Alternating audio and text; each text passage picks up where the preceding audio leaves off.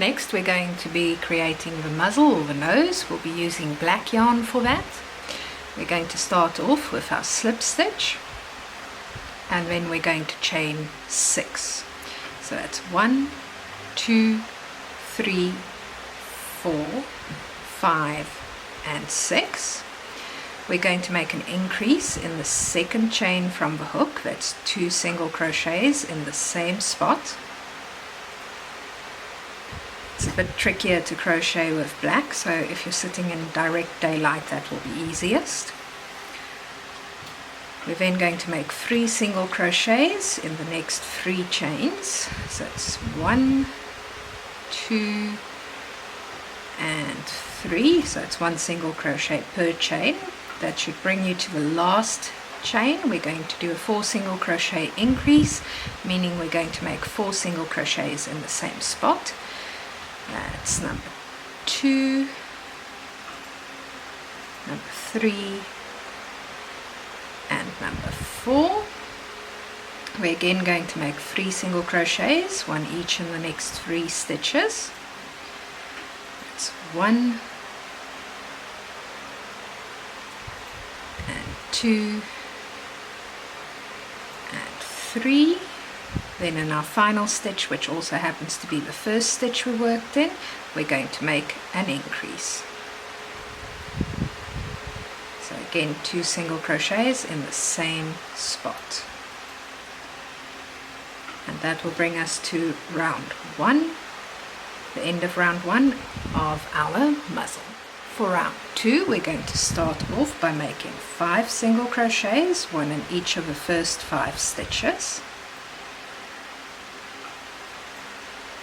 Sorry, that first one can be a little bit tricky to get into, so I'm just going to redo the first one. Sometimes you've just got to wiggle your hook a little bit to get it in.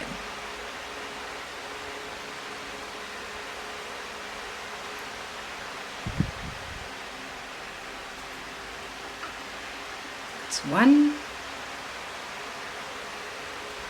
2, 3, 4 and 5. Then on the next 4 stitches we're going to make an increase on each stitch. So it's 4 increases. So that's increase number 1. In the next stitch we're making increase number 2. In the next stitch we're making increase number 3.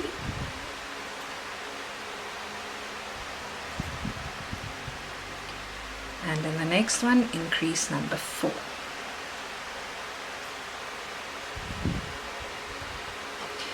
And then on the last 5 stitches we're going to make 1 single crochet on each. So that's 1, 2, 3,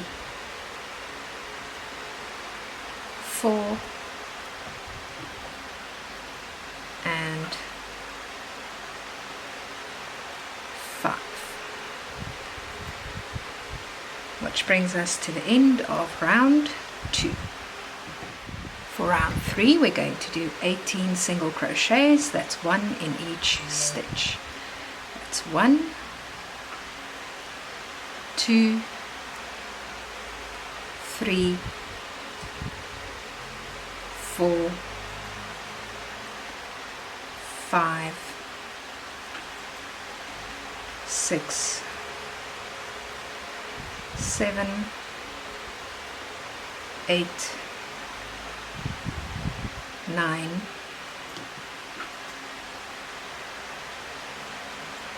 10, 11, 12, 13. Sorry, my yarn's just knotting up a bit. Just need to loosen that.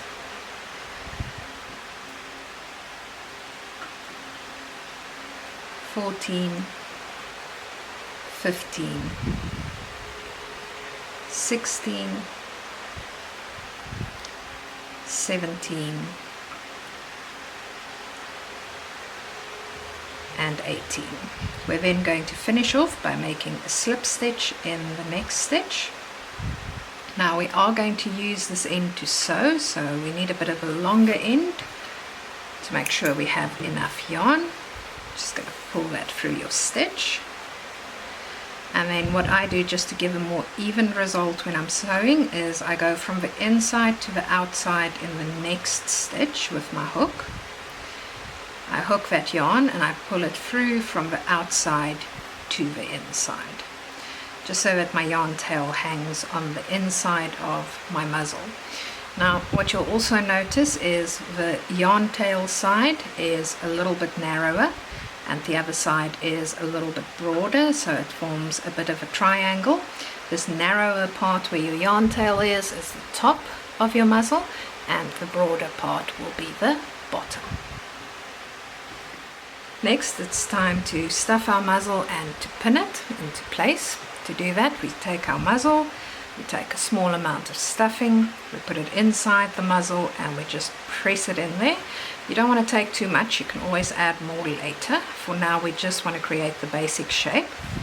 We're then going to flip it over, make sure that our yarn end points to the top of the head, and we're going to press it into place in between our two eyes.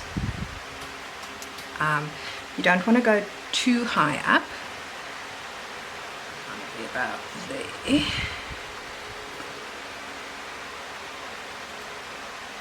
There we go. So pin number 1 is for the top, to hold it into place centralized between the two eyes, and then we're going to put 2 more pins in the bottom.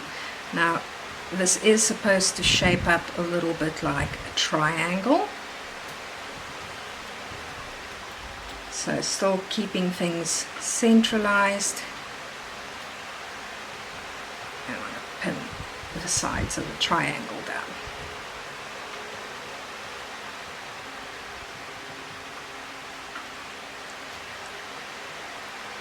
And there we go. So it makes a bit of a triangle. You can see the top pin is in line almost with the top of the eye.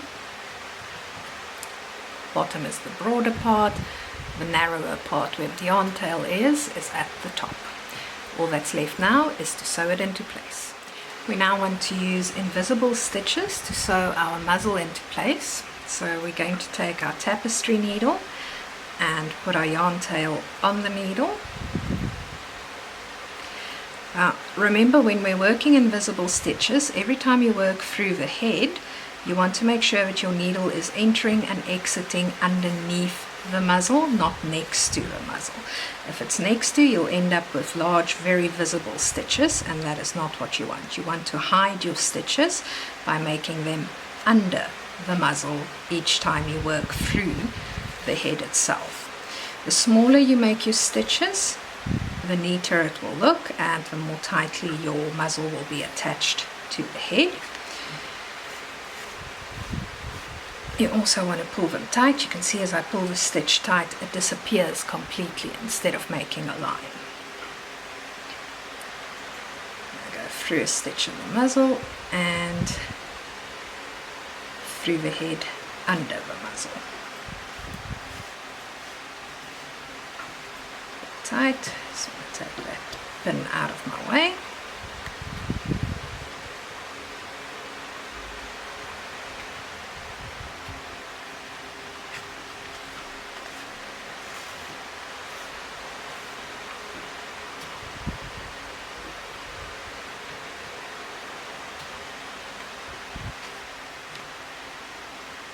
So I just keep doing that each time, making sure that I work under the muzzle. Now at the bottom we want to create this triangle effect, so you want to work a straight line there.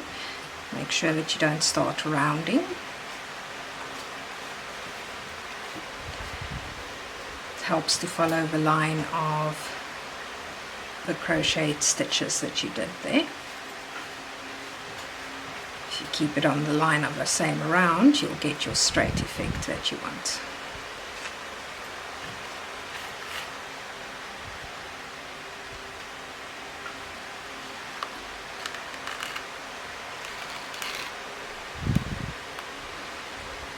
I have accidentally gone through a little piece of yarn here, so I'm just going to cut that loose. Now I've got an ugly bit there, which we don't want, so let's see if we can just press that into the head.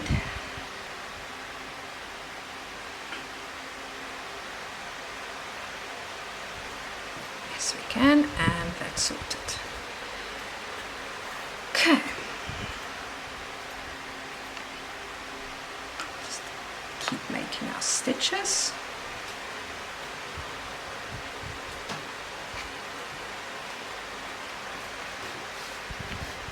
Each time being careful to work under the muzzle, not next to the muzzle.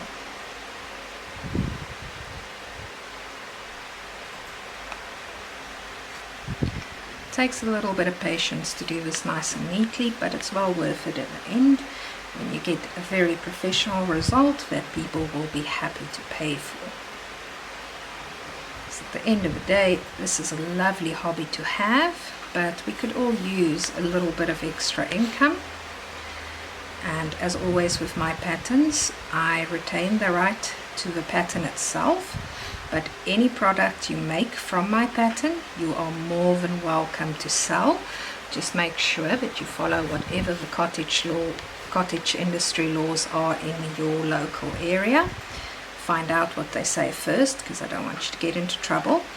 In some countries you need to do something called CE testing to determine that it is actually safe for children. In other countries it's not required, and the rules can vary quite drastically depending on where you are from. So just look it up before you start selling anything.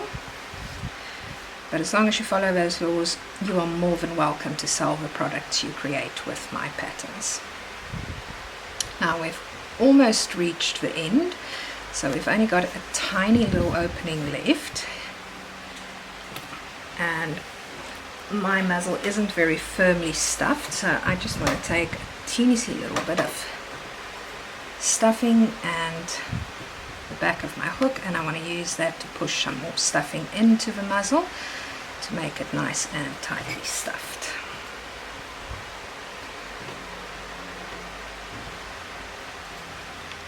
It's much easier to add some at the end, as I'm doing, than it is to get the right amount in when you're just starting to pin the nose.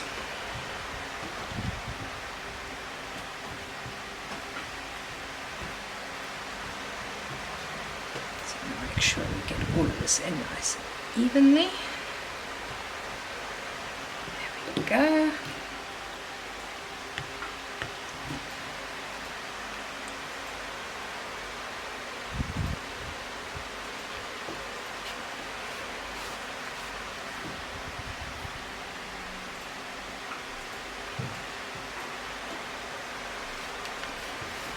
Just gonna finish up here.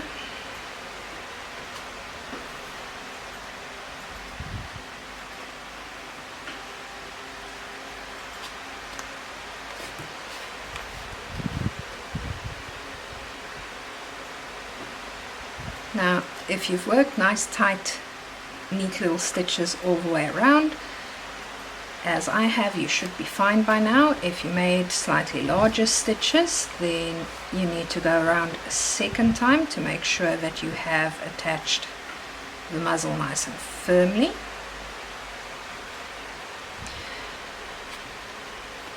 It's getting a little bit harder to get the needle through at this point. That's where a small pair of pliers can be exceptionally useful. There we go. Once you are happy, insert your needle and have it come out at a random spot on the head.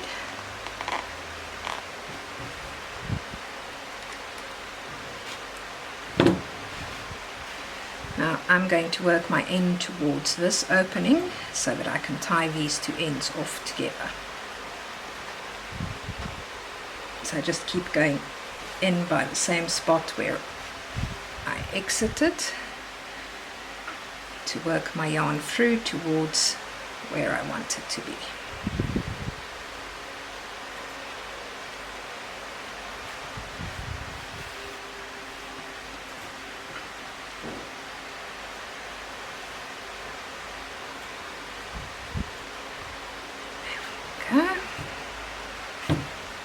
I've got my 2 yarn tails coming out in the same spot. Just going to knot them together. This helps to secure the ends on the inside of the body so that your work is a lot less likely to come loose in the long run. Snip it off short. And we're just going to press that knot into the body to hide it. There we go. And this is what Kylie the Koala should look like at the moment.